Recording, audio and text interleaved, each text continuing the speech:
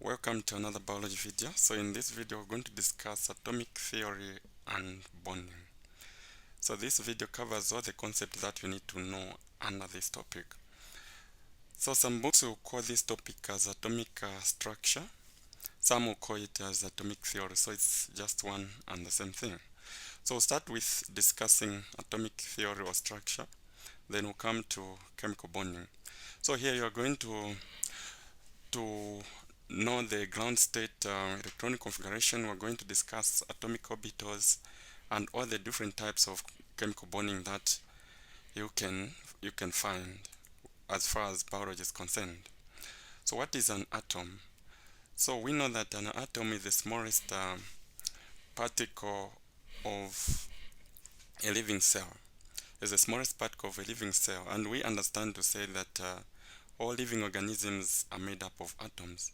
But then what exactly makes up an atom?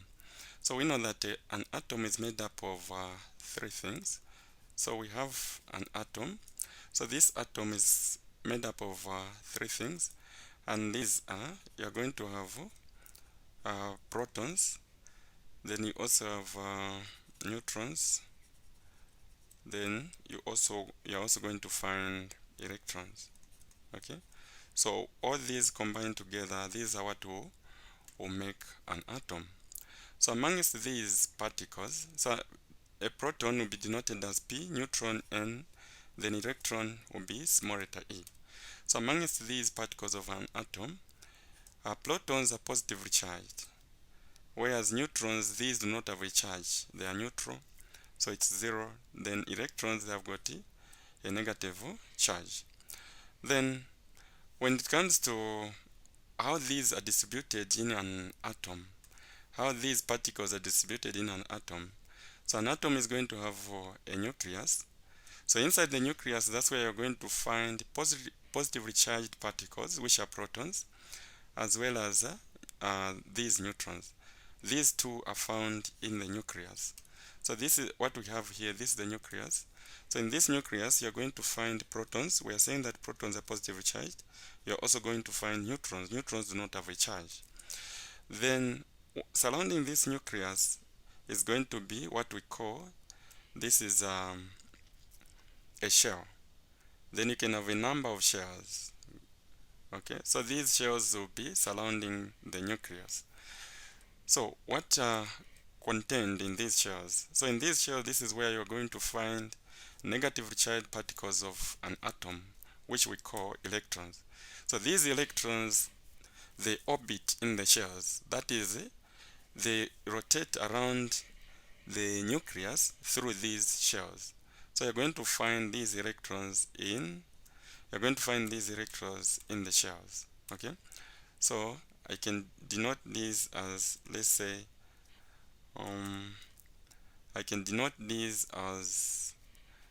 say, X or dots. So these will represent electrons. And if you look at this, you can see that we have got we have the nucleus. Then surrounding this nucleus, we have got shells. So these shells are not limited. It depends on the atom that you are dealing with, and how many electrons that particular atom has, and how many shells can it have. So you're going to find that some atoms only have a single shell. That is, that particular atom only has got a single electron or a maximum of 2 electrons. That particular atom is only going to have a single shell. That is, you're going to have the nucleus then and a single shell.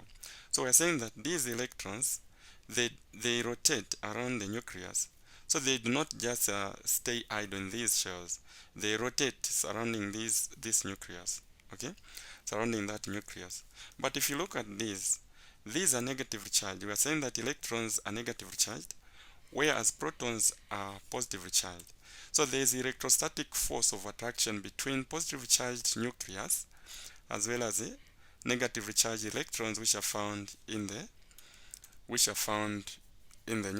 nucleus or in the shells. Electrons are found in the shells. Okay, so that force of attraction is what we call electrostatic force of attraction. Now, if I give you an atom, let's say sodium, this sodium is going to have what we call mass number as well as a proton number. So proton number, so I've introduced another term. Each atom is going to have what is known as a proton number. It's going to have a proton number. So this proton number is also known as atomic number. Proton number is also known as atomic number. So what does it mean? This proton number, it indicates the total number of electrons in that particular atom. This is in a neutral atom. So this number that you see here for sodium, this is what we call proton number or atomic number. So this means that the positively charged particles of this atom, they are 11. So I have 11 protons there. So if the question was to ask you to say what is the proton number of sodium or what is the atomic number of sodium, the answer has to be 11. Okay? Then the number that you see on top of an atom, that is what we call a mass number. That is what we call a mass number. So each atom is going to have a proton number as well as a mass number. Then what we should know about the proton number is that proton number is equal to the total number of electrons in a neutral atom. Is equal to the total number of electrons in a neutral atom. That is the way this one has got a proton number of 11. It means that this atom has got 11 electrons as well. Okay, I'm saying a neutral atom, that is an atom which has not lost electrons or it has not gained electrons, because we know that when we come to discuss about bonding, we'll be discussing about how atoms become stable. So some become stable by losing electrons, some become stable by gaining electrons. So here, when we talk about a neutral atom, we're just talking about its nature before it gains, before it loses electrons. So the number of protons of a neutral atom, they're going to be equal to the number of electrons of that same atom. Then this mass number, mass simply means you're adding. So mass number, this is the total number of positive charged particles plus the total number of neutrons. So in short, the mass number of an atom is concentrated in the nucleus. Why are we saying so? It's because we are saying that mass number is attained by adding the total number of protons and the total number of what? Neutrons. When you add these together, you should get the mass number. Okay? But where do we find these protons and neutrons? So you can see that protons and neutrons are found in the nucleus of an atom. So that is, it's good to conclude that the mass number of an atom is concentrated in the nucleus in its nucleus. Okay?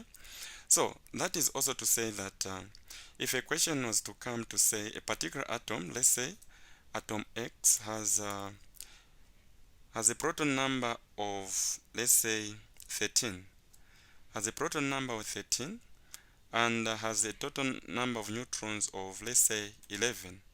Okay, so we are saying neutrons are 11, then protons are 13. Then the question is asking you to say what is its mass number. So we have said that mass number is given by protons plus neutrons. Now since you already have both protons and neutrons, you are now just supposed to add these two. Then what you have there, you have the mass number. So I'm going to say this will be 13 plus 11. So 13 plus 11, we're going to get 24. It means that the mass number of that particular atom is going to be 24. So that will be it. Then again, if you are given a neutral atom like this one here, which is sodium, then you are being asked to calculate for the number of neutrons. So since you know that mass number is given by protons plus neutrons, what you have the mass number. Mass number is 23, will be equal to protons number is 11, then plus n. So you just make n the subject, so you're going to have n will be equal to 23 minus 11. So that is supposed to be 12. So it means that sodium has got a neutron number of 11. So this is how you calculate for the mass number as well as the proton number. Then what also you should know about, I'll come back to the shells, electronic shells. So what you should know about electronic shells is that the first shell of an atom can only occupy a maximum of 2 electrons. So the first one can only occupy a maximum of 2 electrons. If you have an atom which has got more than 2 electrons, like the way we had sodium here, which had 11 protons, it means this particular atom also has got 11 electrons. So from this, we are saying that the first shell can only occupy a maximum of 2 electrons. So you are going to find that when you subtract 2 from 11, you are going to remain with 9. So these 9 will be taken to the second shell. So the second shell can occupy a maximum of 8 electrons. Then again, you remained with 9. So 9, when you subtract 8 from 9, you are going to remain with 1. This one will be taken to the third energy level. Since it is the only electron remaining, we are going to say this is going to be just 1. 1 is going to be an electron in the third energy level. So what we have come up here, this is what we call electronic configuration. But later on, we're going to discuss the ground state electronic configuration of this same atom, sodium, and these others. But for now, what we have come up here, this is the electronic configuration. So that is 2,8,1. That is to mean the first energy level will have 2 electrons, the second 8, then the third will have a single electron. So this is to indicate that this atom that we're dealing with here, this is sodium. Then you also be asked to come up with what is known as valence electron number, as well as the valence of an atom. So these are two different ways. So we have valence number. Then you also come up with a valence electron number, or just valence electrons. So I want you to get the difference between these two. They are not the same. So when you talk about the valence number, the valence of an atom is the total number of electrons in its outermost shell. The total number of electrons in its outermost shell. So for sodium here, you can see that the outermost shell has got a single electron. So it means that the valence of sodium is going to be 1. This is the valence of sodium. If a particular atom has got 2 electrons in its outermost shell, it means the valence is 2. If it has got 3, the valence will be 3. But then what happens if a particular atom has got more than 4 electrons in its outermost shell?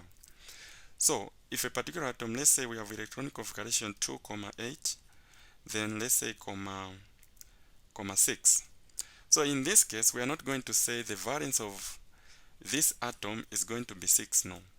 The valence of an electron can only be between 1 to 4, nothing beyond this, okay? So then what are you going to do for an atom which has got electrons more than 4 electrons in its outermost shell, like this one here? So if an atom has got more than 8 electrons in more than 4 electrons in its outermost shell, you are going to subtract from 8. So you're going to say 8 minus that. That is if it exceeds 4. So in this case, we're going to have 8 minus 6. So this is going to give us 2. It means that the valence number of this atom is going to be 2. Okay. Then now we'll come to valence electrons. So valence electrons, these are the total number of electrons in its outermost shell. In this case, it doesn't matter whether they exceed 4 or they are below 4. You just count how many electrons are in the outermost shell of that particular atom. So in this case, if you was asked to calculate or to come up with the valence electrons of this atom, it's going to be 6. So you can see the difference between the valence number as well as the valence electron. Valence electron, just the total number of electrons in the outermost shell of an atom. The valence number, this has to be varied between 1 to 4. If a particular atom has got more than 4 electrons in its outermost shell, you are going to subtract from 8 to get the valence number. But valence electrons, you just count the total number of electrons in that particular atom. Okay? So these are some of the basic things that you should know as we survey into this topic. Then again, where exactly do we find electrons in the shell? Before we jump into that, you can see that we have the nucleus, then the number of shells keep on adding. As you keep on adding the number of shells to this atom, what you will discover is that some of the electrons are moving far away from the nucleus. Okay, they are moving far away from the nucleus. So for them to move or to jump for electrons to jump from one energy level to another, they have to use what is known as energy. Okay, so how does this energy affect electrons? So the closer the electron is to the nucleus, the lower the energy. Okay, the lower the energy. So this electron here has got lower energy as compared to an electron which is in the outermost shell. Why is that the case? It's because we said that electrons are negatively charged, okay, whereas protons are positively charged. So if you look at the nucleus, we have concluded to say that the nucleus is positively charged. Reason being is because you are going to find protons there which are positively charged. You're going to find protons there which are positively charged. So electrons are negatively charged and they rotate in the shells. So it means that there is a force of attraction between these two. So the further away the electron is from the nucleus, the higher the energy. Why that the case is because this electron, it needs a lot of energy for it to be attracted to to the nucleus or to the positively charged protons in the nucleus, as compared to the electron which is just close to the nucleus. So the outermost shell electrons have got higher energy as compared to the electrons which are close to the nucleus. So if we have another electron there in the second energy level, this is going to have high energy level as compared to the electrons in the first energy level. But they have a lower energy as compared to the one which is in the outermost shell. Okay? Then another thing that maybe I didn't mention is the mass. Mass of these particles of an atom. So we said protons, in terms of the charge, they are positively charged. Electrons, they are negatively charged. Then neutrons, these do not have a charge, they are neutral. Then when it comes to the mass, which one between these is heavier than the other? So the mass of protons is 1, okay, where the mass of electrons is 1 over 1840. So if you divide 1 over 1840, you're going to get 0.000 something. Then this one has got a mass of 0, that is neutrons. Okay, yeah. So if you are to compare the mass between protons and neutrons, you can see that protons have got they are heavier as compared to electrons. Okay, so just in case you come across a multiple choice questions asking you about such a question, you should know that protons are heavier as compared to electrons because the mass of electrons is 1 over 1840. If you divide that, you're going to find that you're going to get 0.00 something. Then where exactly in the shell, in these shells, are you going to find electrons? So electrons in these shells, they are found in what are known as the sublevels. We are calling these shells as energy levels. Get me clear there. So we have what we call energy levels. These energy levels are nothing but the shells. So why do we call them energy levels? It's because it is in these shells that electrons rotate.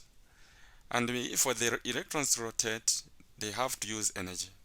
And we are saying that the energy that is used is dependent on how close a particular electron is to the nucleus. So we call them as energy levels. So within these energy levels, you're going to find what we call sublevels. So what are sublevels? So these sublevels, this is where you're going to find electrons in these energy levels. So these sublevels, we call them as orbitals. Okay? So this is another term that I'm introducing, another important term that I'm introducing here. So sublevels, these are found within energy levels. and it is in these sublevels that you are going to find electrons. Okay, so this takes us to, let's look at the atomic orbitals, energy levels, as well as the ground state electronic configuration. As I mentioned in the introduction, that we're also going to look at the ground state electronic configuration. But for now, our focus first is on the atomic orbitals. So what are the atomic orbitals by definition? So atomic orbitals, this is the region in the atom where electrons have got high possibility or probability of being found. So orbitals only exist when you have got atoms. Atomic orbitals only exist when you have got electrons. If you don't have electrons, you are not going to have these atomic orbitals, because we are saying that orbitals, these are the areas in an atom where you have got a high chance of finding electrons. Okay, so we have got about 5 different types of atomic orbitals. So let me mention them first. So I've got what we have got the s atomic orbital. So I've got s atomic orbital, s atomic orbital. The next is p atomic orbital, then d atomic orbital, then we'll end with f atomic orbital. Okay, so each atomic orbital can only occupy a maximum of 2 electrons. Each atomic orbital can only occupy a maximum of 2 electrons, nothing more than this.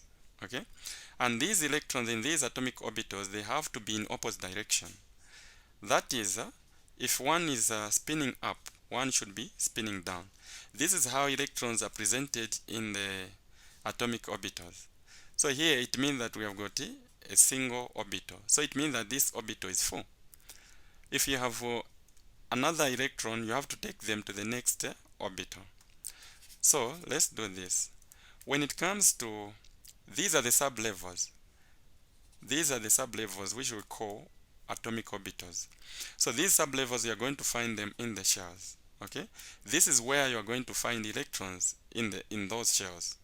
Okay, so we are saying that each orbital can only take up a maximum of 2 electrons. But now let's look at these atomic orbitals which we have here one by one. So let's start with the s atomic orbital. So the s atomic orbital only has got a single orbital. So I'll start. I've got s. S has got a single orbital. So single orbital is presented by that. Then p has got 3 atomic orbitals. So p has got 3 atomic orbitals. So 1, 2, 3. Then d has got 5 atomic orbitals. So 1, 2, 3, 4, 5. Then we have f. F has got 7 atomic orbitals. 1, 2, 3, 4, 5, 6, 7. Now, if you look at this, the trend here is that each atomic orbital is increasing by 2. The s only has got a single atomic orbital. Then p has got 3 atomic orbital. Then d has got 5 atomic orbital. Then f has got 7 atomic orbital. Okay, so this is what we are going to have. These are the atomic orbitals that you can find in those energy levels. Now, since we are saying that each atomic orbital can only take up a maximum of 2 electrons, it means that the s atomic orbital can only take up a maximum of 2 electrons. It is full. If you have extra electrons, you have to take them to the p atomic orbital. So if you look at the p atomic orbital, has got it has got 3 orbitals. So 3 orbitals, each one can take up a maximum of 2 electrons. So it means you are going to have a maximum of 6 electrons in the p atomic orbital. If you still have extra, you're going to take them to the d atomic orbital. So d has got how many? You can see that it has got a total of 5 orbitals. So 5 multiplied by 2, you are going to have 10. So d will have 10 electrons, maximum number of electrons that it can take up. Then f has got 7. So 7 by 2, that is going to be 14. So F can take a maximum of 14 electrons. Okay, so these are what you have to know about these atomic orbitals. So another thing is you are going to assign numbers to these atomic orbitals. That is to present that a particular atomic orbital is coming from the first shell, second shell, or the third shell. So I'm going to see a number in front. We're going to discuss that when I get to explain this ground state ground state electronic configuration. For now, let me add something a bit to this. Okay. For now, let me add something to this, what we have here. So, in terms of the shapes, the S atomic orbital, this is spherical. Okay, that is it's a sphere-like in terms of shape. Then the P atomic orbital, this is a dumbbell.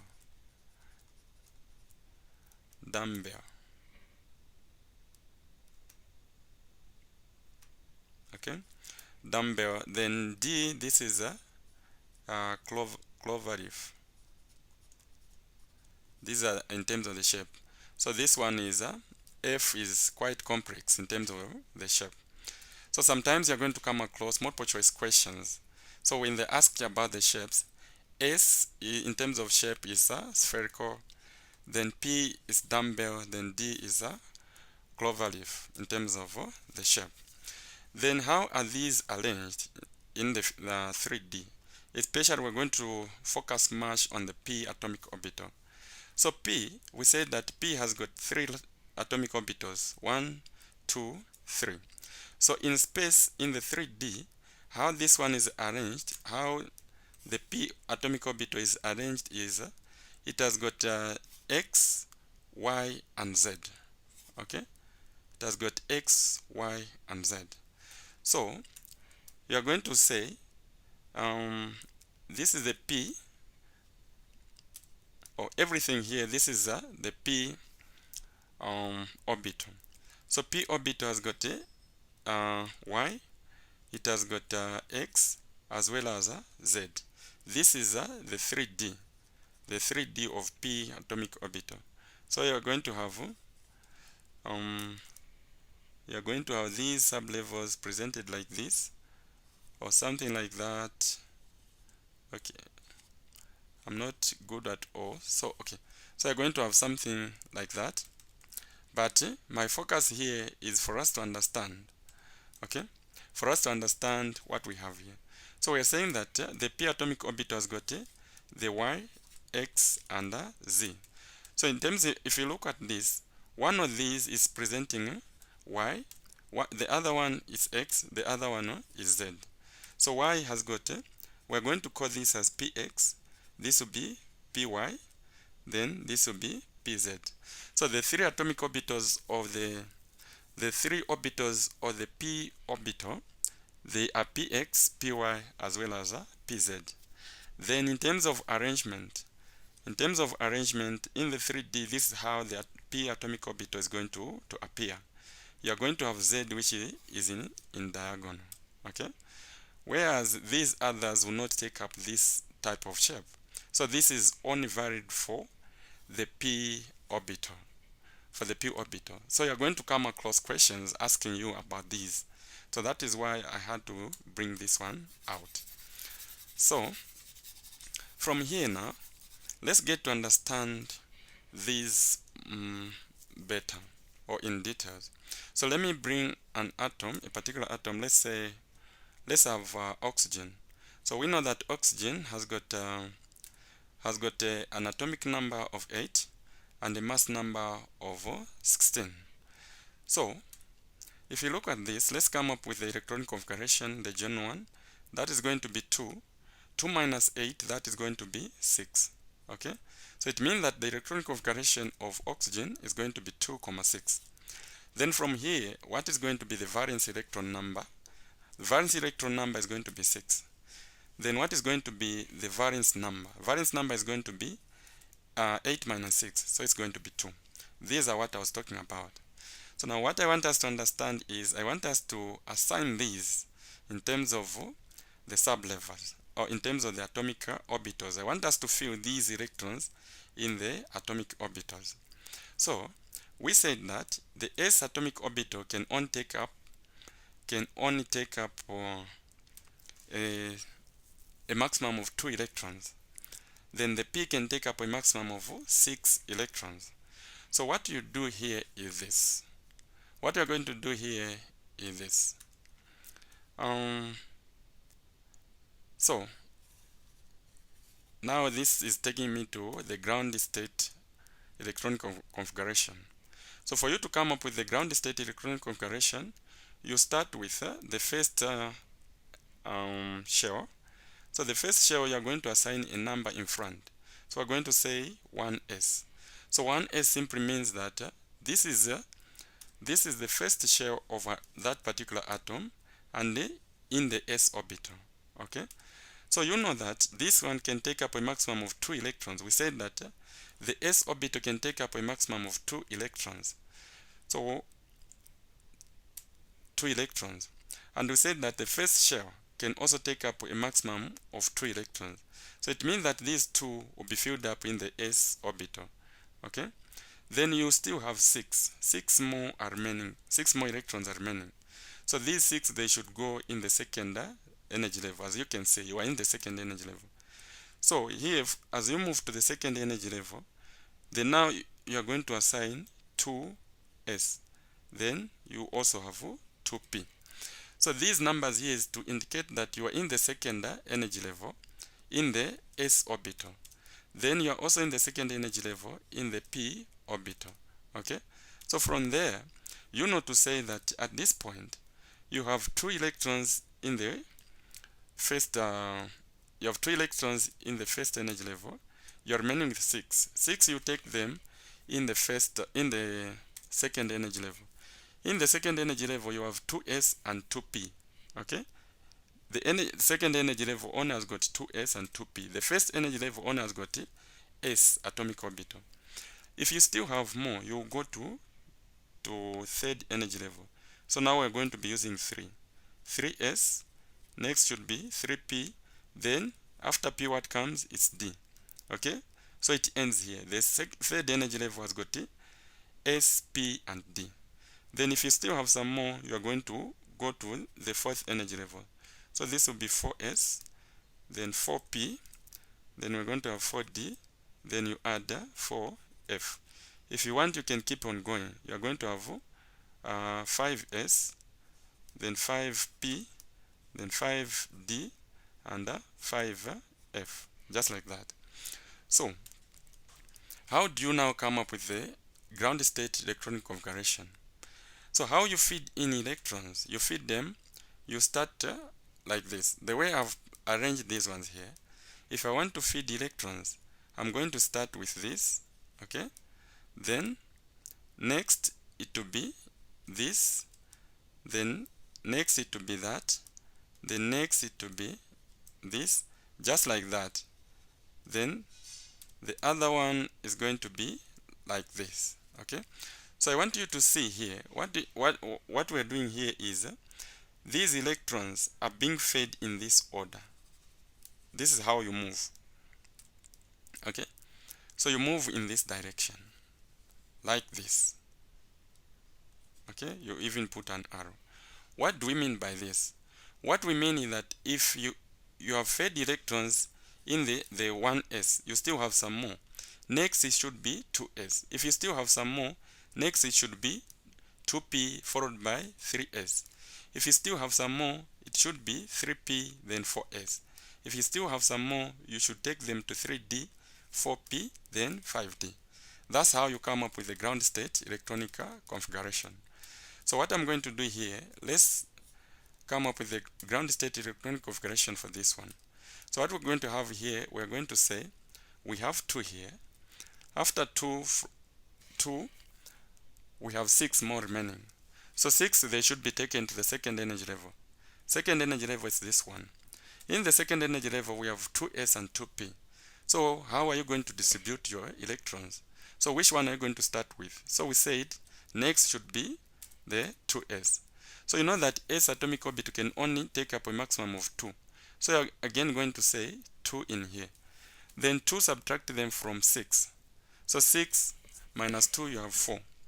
Then 4, these ones now should go in the p atomic orbital. So you're going to have 4. If you add these, we have 8. So it means that we are done for the electronic configuration of oxygen. We are done. Then now just arrange these in order. That is the ground state electronic configuration of oxygen. So you start with the same one, 1s. 1s has 2. Then what comes after that is 2s, which also has got 2. Then after that we have 2p, which has got 4. So that when you add these electrons, they should add up to 8. So this is the ground state electronic configuration of oxygen. Okay, that's the electronic configuration, ground state electronic configuration of oxygen. Then if you were given, let's say if you were given an atom which is, let's say, chlorine. So chlorine, we know that chlorine has got an atomic number of 17 and a mass number of something like 35.5. So let's come up with a normal electronic configuration. That would be 2, 8, that is 10. Then we'll remain with 7. So now let's come up with the ground state electronic configuration of chlorine. So we're going to start. 1s can only take up 2. Then how many more do we have? So 2.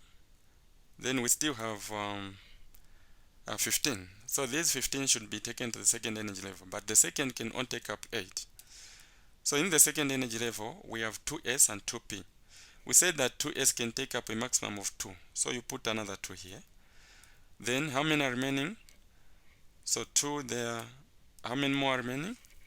So we had 15. 15 minus 2, that should be 11. So from 11, the p can take up 6. That is the maximum. P can take up a maximum of 6. So we still have some more. We are not done. So it means that this is going to go even up to the third energy level. So in the third energy level, we have 3s, 3p, and 3d. So which one is going to come first? So we said here it will be like that. So after you fill up the 2p, you should next go to the 3s. So you know that s can only take up a maximum of 2 electrons. So if we add these, how many do we have? That is 6 plus 6, that is 12. So 12 from 17, we are remaining with 5. So these 5, we are going to take them. So next we said it should be 3p, then 4s. So 3p, we are remaining with now subtract the total, that is 12 so far. 12 minus 17, that is going to be 5. So it means that 5 will be in the 3p. The reason why we're going to put all the 5 in the 3p, because we know that p can take up a maximum of 6. So 5 is less than 6. So it means that p will take it all. So then what is the electronic configuration? The ground state electronic configuration of this, we are going to have 1s 2, then 2s another 2, then after that we have 2p 6, then we have 3p2, no, after 2p6 we should have 3s2. So this will be 3s2. Then last we're going to have 3p5. So this will be 3p5. So if you add these electrons, they should add up to 17. That is, we have 2 plus 2, that is 4. 4 plus 6, that is 10. 10 plus 2, that is 12. 12 plus 5, that is 17. So this is the ground state electronic configuration of chlorine. Then again, these should come in order. You can't have, let's say, 1s here, then you bring in 3s, then 3, no. They should be in order because these numbers here are presenting energy levels. So this is to mean the first shell, the second shell, these 3 are in the third shell. So that's what it means. Then now let's talk about the energy levels in terms of, let's talk about energy levels or these electrons. So energy levels, remember that earlier when starting this, I mentioned to say that energy levels increases as you move away from the nucleus. of an atom. So the energy is going to increase. So what I have here, this is I'm just going to present the energy diagram. The energy diagram. So this side we are going to have increasing energy, increasing in the amount of energy. Okay. Then this side, then this side we are going to have the nucleus. So we have the nucleus.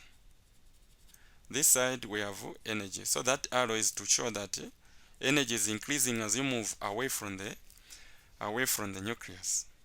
So if you look at those electron configurations that have been coming up, let's say 1s, then you have 2s, 2p, then 3s, 3p, and so on. Let's now look at this. So from here, we're going to start with the first energy level. So the first energy level, we said that it has got only one, it has only has got s orbital. So I'm going to present the s orbital here. So I want you to see how I'm going to present these orbitals. That is the first energy level. Then the second energy level has got 2s and 2p. Okay, so we have got the s and the p. So the one which comes first is a bit lower. Okay, so this is going to be 2s, then 2p.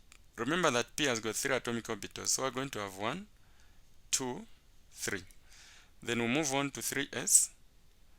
So let me do this. So then we're going to have 2s. These s orbitals, they should be in the same line. So s, then we are going to have p. So this is px, py, and pz. Next we are going to have 3s.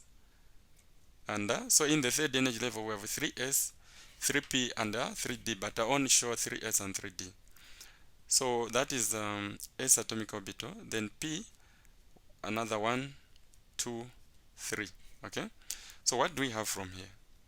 What we have here is that this is 1s, then this is going to be 2s, then these 3 are presenting 2p, then this is going to be 3s, these 3 are now presenting 3p.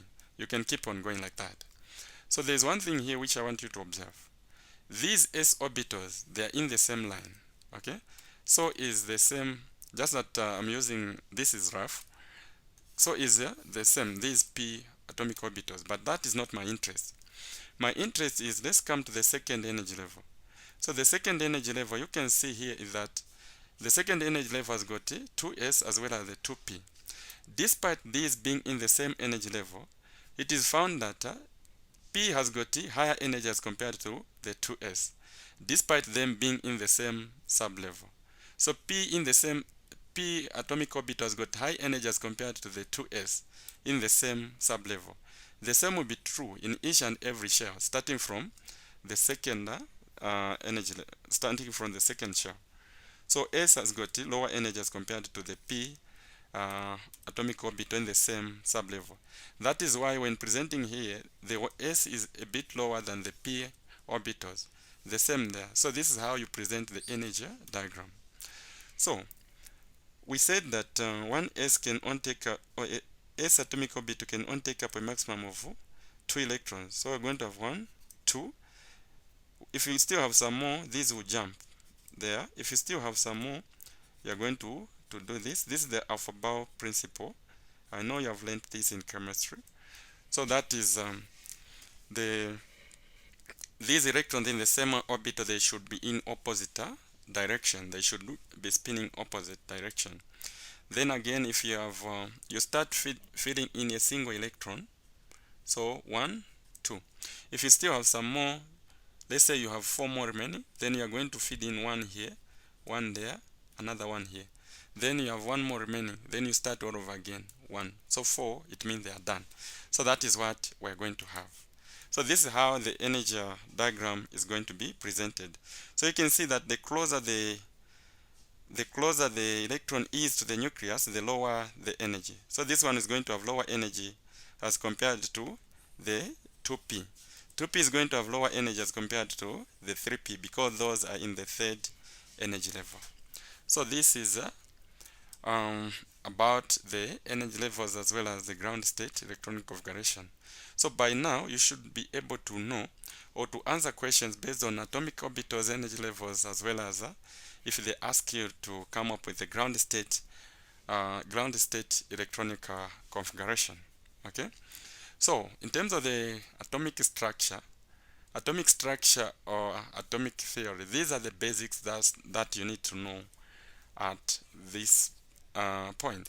So from what we have discussed, you can now answer some questions. I've tagged some questions at the end, so I would want you to try to attempt these questions based on what we have discussed so far. So let's look at these questions. So you should answer these questions and you can share your findings to these questions. So what I want is for you just to tell me what the correct option is on question 1. So is question 2 as well as question 3. So question 1 is asking about which one of the following statements about p orbitals is incorrect. Okay, so based on what we have discussed, you should be able to answer these questions. Then 2 is saying the electronic configuration of an atom with atomic number of 8 is so you should also be able to answer this. So you can see that they want the ground state electronic configuration. So I want you to send the solutions. 3 is saying what is the electronic configuration of sodium ion given that the atomic number of sodium is 11. So you should also be able to answer this. So let me just explain one thing that maybe I didn't tackle. That is going to be earlier I discussed about the neutral atom. Then there is also what we call an ion and a cation.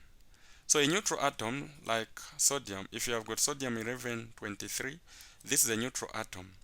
A neutral atom is the one which has not gained, it has not lost any electron. But for electrons to become stable, some are going to lose electrons, as that we are going to discuss in chemical bonding. Some are going to lose electrons, some are going to gain electrons. So when an atom gains electrons, what does it become? When an atom gains electron, it becomes an ion. Okay, it becomes an ion, and then it becomes positively charged. So the charge of that particular atom is going to be this is not true. So when an atom gains, it becomes a cation. Okay, it becomes a cation. So cation, this is a positively charged ion. Then when it loses, it now becomes an ion.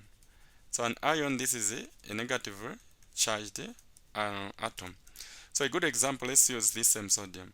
So sodium, we are saying that its electronic configuration is 2,8,1. For it to become stable, it's going to lose this electron, thereby to become 2,8. So it will no longer be sodium 2311. No, this one now will change. It has become an ion. So it has lost electron. So it is going to be sodium, then with a negative on top. That negative is to present that it has lost an electron. Then this atomic number is going to be affected. It will now be 10. Atomic number remains the same. It will still be 11. But what is affected here is the number of electrons. Okay, mass number remains the same. Proton number remains the same. But what is affected is the number of electrons. So when an atom gains or loses electrons, the mass number remains constant. The proton number remains constant. The only thing that is affected is the number of electrons. So it means that this one now has got 10 electrons. That is 2,8. So 10 electrons. Then even its ground state electronic configuration is going to be different from the normal sodium. So I want you to come up with the ground state electronic configuration of sodium ion like that. Then when an atom gains electron like chlorine, so this is supposed to be, when an atom loses, it becomes positively charged. Okay, and when it gains, it becomes negatively charged. so I swapped the two, so make that correction. So a cation is a positive charged atom, so this is a negative charge, like that. Okay. What am I saying? So when we have sodium loses an electron, it becomes negative charged. So that is an ion, negative charged an ion. Positively charged, when it gains, it becomes it attains that positive charge. Then so if you have magnesium which has got 12, this is going to have electron configuration which will be 2, 8, 2. So when it loses, it's going to lose these 2 electrons. So it will become 2 plus. This is to present that it has lost 2 electrons. Then which atom can gain? Chlorine. So chlorine has got 7 electrons in its outermost shell because we have 2, 8, 7. For it to become stable, it only needs to gain a single electron. So it will become negative charge. So you are going to have that negative there. So it means that the number of electrons now has increased. This is going to have 18 electrons. So even its ground state electronic configuration is going to be different from the normal chlorine, which is chlorine 17. So it's going to be different. So I want you also to come up with the electronic configuration of chloride ion as well as sodium ion, or these two. So that is it for this video. Next, look up for chemical bonding.